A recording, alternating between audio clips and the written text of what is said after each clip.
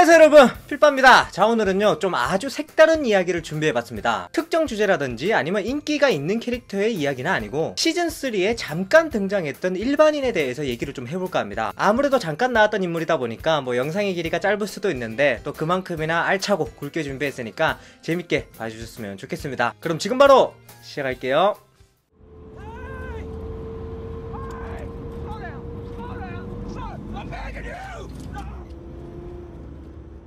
자, 우선 앞서 보여드리는 오프닝 장면이 기억나시는 분들도 계실 거고 아니면 좀 가물가물 하시는 분들도 계실 거예요. 뭐 당연히 그럴 수밖에 없는 게 시즌3 12화의 오프닝과 클로징에서 잠시 등장했던 인물입니다. 그럼에도 불구하고 이 남자가 워킹데드에 가져다준 메시지가 굉장히 많죠. 우선은 본격적으로 토크를 시작하기 전에 혹시나 노파심에 이 남자를 모르시는 분들도 계실 것 같아서 제가 따로 편집을 해왔습니다. 우선은 짧게 이 장면을 보고 오시죠.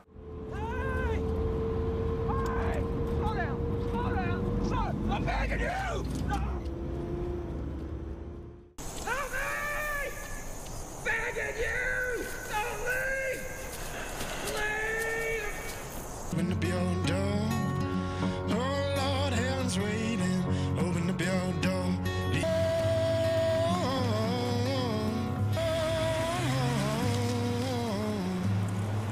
Lead me home.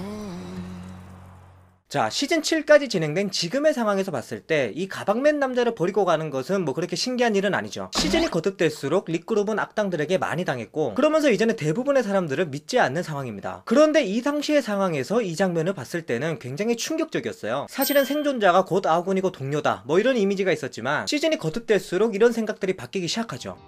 우선은 시즌1 때는 뭐 아포칼립스 초창기였기 때문에 뭉치는 것이 먼저였습니다. 그러면서 그룹이라는 것이 형성됐고 시즌2 들어서는 이 그룹이라는 것이 정착되기 시작하죠.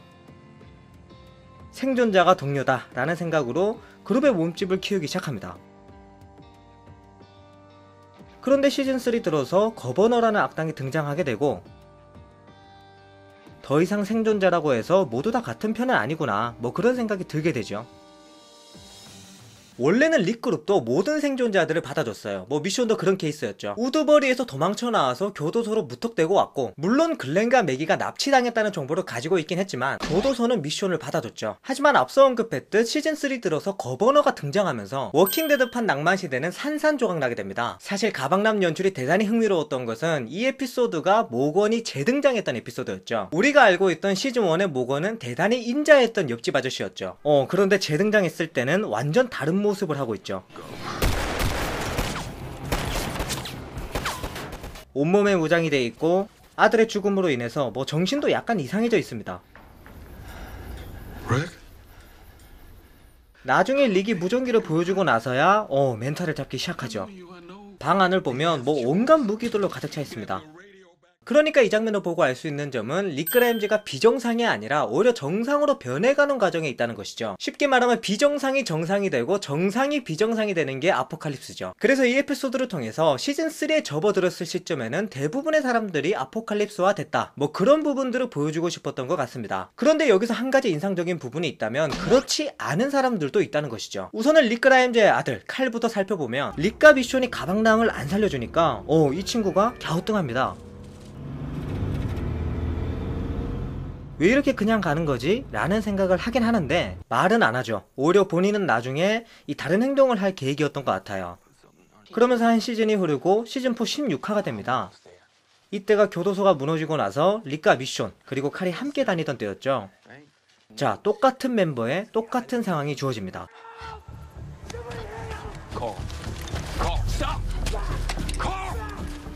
칼은 사람을 구하기 위해서 바로 달려가죠. 근데 릭이 결사반대하면서 말립니다.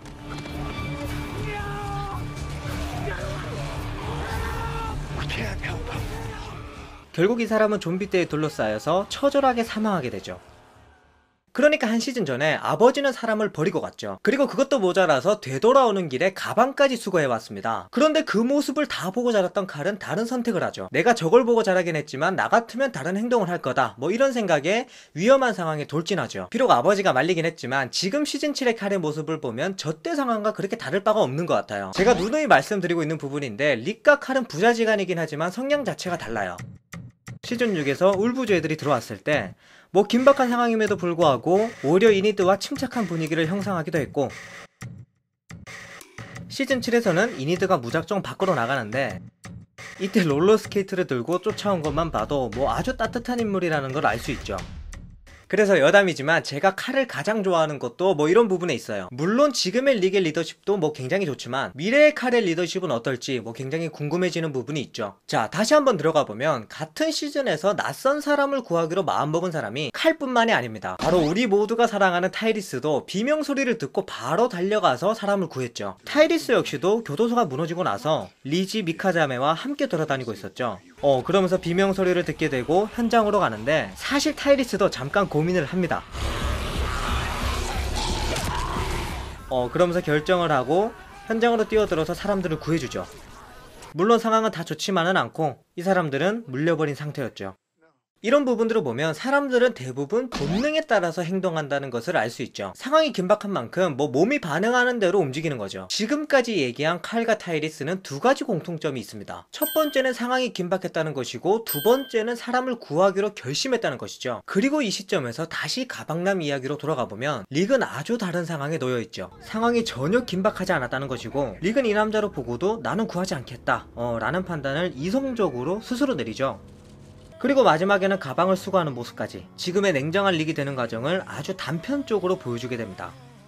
그러니까 릭의 행동과 결정이 더 무서워 보일 수밖에 없죠. 예를 들어서 긴박한 상황에 저런 선택을 했다면 본능이니까, 원래 사람이 저런 사람이니까 뭐 그런 생각을 할 수가 있는데, 전혀 그렇지 않았던 사람이 저런 식으로 판단을 내리니까 한편으로는 씁쓸해질 수밖에 없죠. 자, 여기까지 가박남에 대한 이야기를 좀 해봤습니다. 정리를 좀 해보자면 뭐 그런 부분인 것 같아요. 이런 장면을 연출한 것이 생존자가 곧 동료다, 이런 고정관념을 완전히 깨 부숴버린 것이 아닌가, 뭐 그런 생각이 듭니다. 자, 어쨌든 오늘의 주제에 대해서 여러분들은 어떻게 생각하시는지 궁금하니까 댓글로 남겨주시면 감사하겠습니다. 저는 다음에도 재미난 주제로 돌아오도록 하겠습니다. 지금까지 필바였습니다. 안녕!